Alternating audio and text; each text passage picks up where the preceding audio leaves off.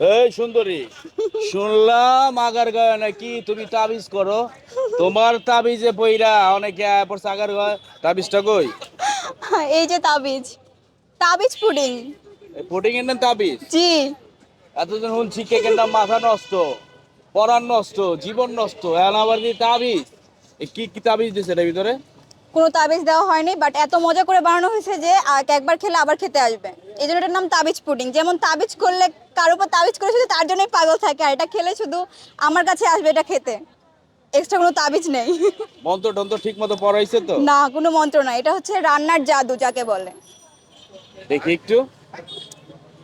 আরে আমি তো মনে করছি কোন তাবিজ জেনে বুঝছেন, আমার ছোট ভাই তো পাগল হয়ে গেছে, কয় ভাই আমি গেছিলাম আগার গায়ে তাবিজ পুটিং খাইয়া পুরা মানে আজকে আইতে চেয়েছিল, ওরা বাইন্দা রেখে গেছে খাম্বার লাগে বুঝছেন।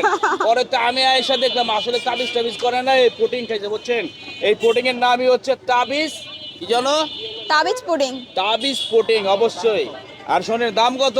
মাত্র 50 টাকা। 50 টাকা? তাহলে দেরি কেন, আইসা পরে নাগার গায়ে। আপু আপনার নাম যেন কি? সাবরিনা খন্দকার। সাবিনা খন্দকার। ঠিক আছে একটা আজকের টেস্ট করে দেখেন। না টেস্ট করব না। আমি চাই না আবার বারে বারে তাবিজের পাল্লায় পড়তে। ঠিক আছে আপু, অল দ্য বেস্ট।